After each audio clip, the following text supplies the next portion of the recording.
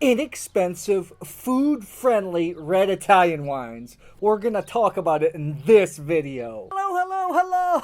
Welcome back to Exotic Wine Travel. I am your host, Matthew Horkey. We're here in Istria, Croatia, our last few days at the beautiful Villa Famigla in Salina.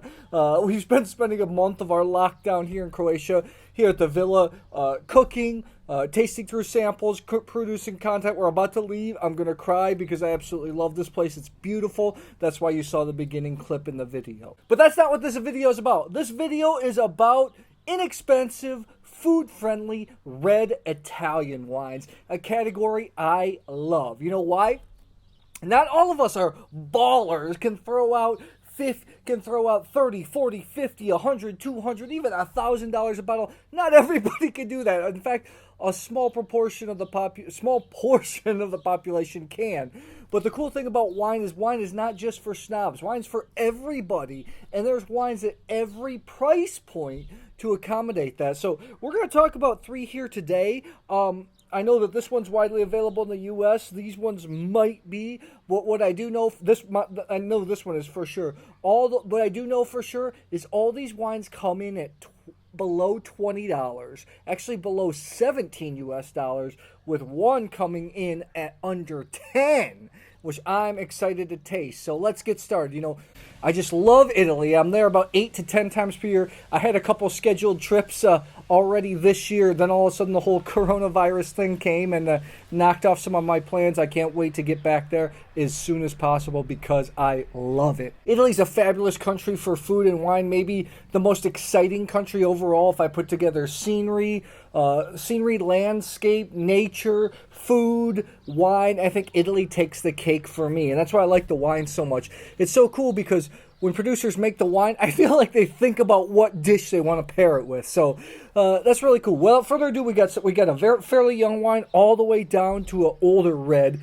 Let's get started, shall we? First of all, we're going to Tuscany. This wine is a fairly new winery. This is the Prelius Cabernet Sauvignon 2018 from Montemaggio in Tuscany, the deep south of Tuscany, the southwest corner. Actually used to be an ancient lake, then a marsh. Now there's actually a lot of vineyards growing there. This estate is owned by the famous Volpaia in Chianti Classico. So this wine's widely distributed. I think you can find it in the U.S. for under $17.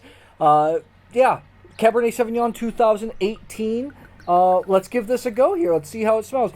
For some reason, if you watch the show, you know that myself and Shireen, we gravitate towards Tuscan reds. I always think that Tuscany offers tremendous value for money. Of course, you have your bombs. You can be balling, spend a lot of money on Masetto, Solaya, Ornellaia, Sassicaia. But there's also a lot of wines that deliver a lot of value.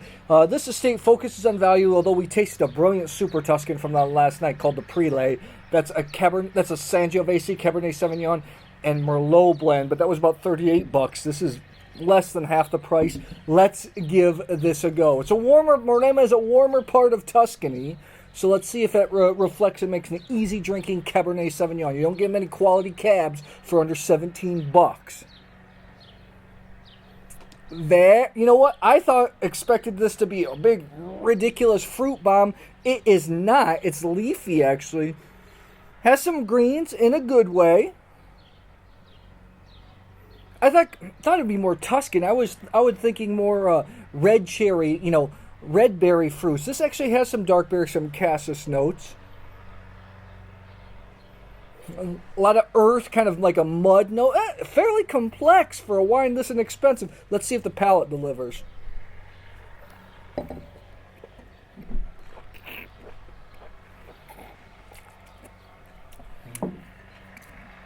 Wow. Very good very, very good Tuscan red at this price point. For a Cabernet Sauvignon, it's so young, but it's so drinkable. You have just a slight grip of tannins, not overly astringent, not drying. So you can take this to a number of wine drinkers. What's awesome in this wine is the acidity, which Italians love in their wines. I'm actually very surprised by this wine.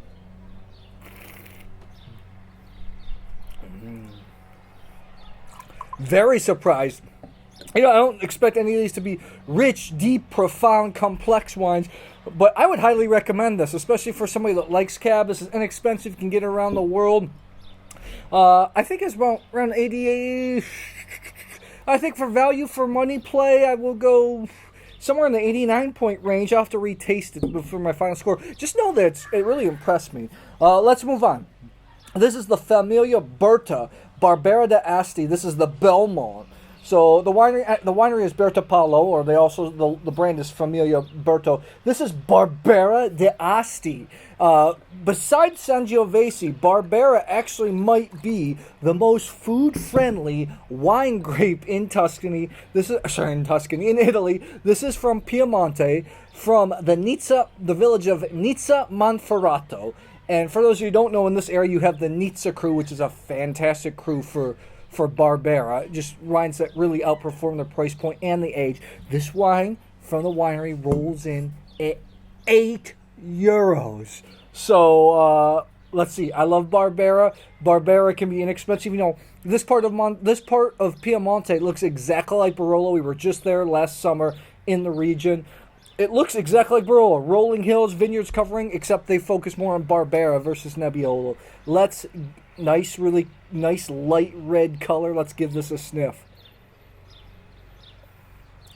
A little bit darker, denser Barbera. What is this? 14% alcohol. So you're going to get, for Barbera, typical notes. You're going to think dried cranberry. I used to eat a lot of dried cranberry when I was a kid. Dried cranberry, strawberry, hazelnut. Actually has a little bit of saltiness going on, which is kind of weird. I don't usually see that in Barberas. Pretty complex and nice nose. Let's give this a go.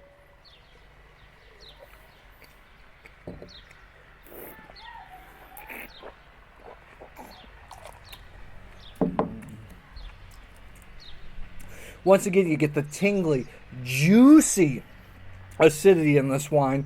Really nice. Not overly huge, complex, but you know what? Just really nice drinking wine. I love to drink Barbera. I love it, actually.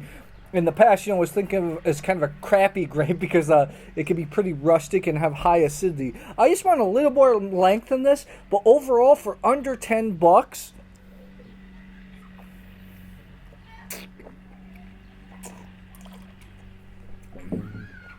this is a wine I also recommend. When you're in Piedmont, you're going to have some tagliatelle.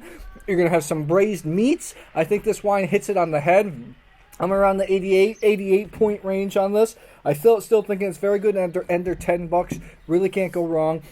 These two wines so far are crowd pleasers. There's no mistakes in them whatsoever. They're just going to be really enjoyable wines to drink. Let's move on. A wine that you might be able to find around the world. Montemaggio. This is the Chianti Classico 2014. This is the current release. I just had the 2013 Chianti Classico Riserva just a few days ago from them, which is great. It just took some time to open up. This is mostly Sangiovese, just a touch of Merlot. You know, Chianti kind of gets a bad rep, a bad name. I personally love Chianti Classico. I love the sour cherry notes you get in Sangiovese. This is from the village of Rada, so it's actually quite high. I've been to Rada before. We're talking about 400 to 600 meters above sea level. I mean, if we're let me convert that into feet, like 1,200 to 1,600 feet. It's high. It's not typical Tuscan terroir. It's almost like mini alpine terroir. 2014 actually was not a good vintage in this part of the world, especially in Italy. Why? Because it rained before the harvest for a long time. Grapes swelled up. There was mildew. There was rot.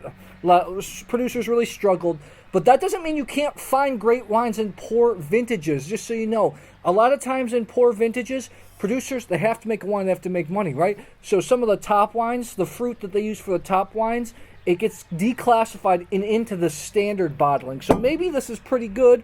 Let's give this a go. Got some nice browning on the edge. Let's give this a smell here. Classic sour cherry, cedar kind of notes that you get in Sangiovese. A little bit of pine, which is interesting. It smells pretty darn good. Let's give this a go here.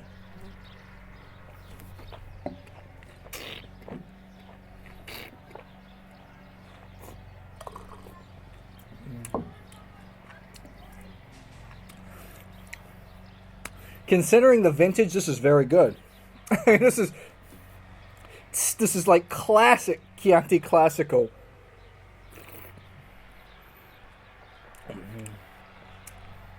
It's very good. Don't expect big, plush, fruity, oaky Chianti Classico. Expect a leaner Chianti Classico with a little bit more linear on the palate, a little more austere. But I like this type of Chianti Classico a lot. I am not even thinking about it. I'm a hardcore. I'm going, I think, straight to 90 points on this bad boy. I think it's really good, especially for this price. I know on the website it's should get around Italy for 16 euros. It's about 17 bucks. All three wines. Actually, I didn't know. I know that these two wines would be clean. This one, some of the Barberas from that area can tend to be a little rustic or a little bit oaky, can be a little off, but all three wines showed really, really well. Sangiovese, Barbera, Cabernet Sauvignon, all from Italy, all under about 17 bucks. Worth going out, especially during these odd times, so you can drink them every single day. These are the types of wines that I enjoy drinking on a daily basis. I don't always need big, profound, complex wines. These are simple, food-friendly, and delicious. So let me know, guys, are you drinking any Italian wines? Or do you have any favorite varieties? Let me know. Guys, if you like this video, please subscribe to our YouTube channel, Exotic Wine Travel. I will see you at the next episode.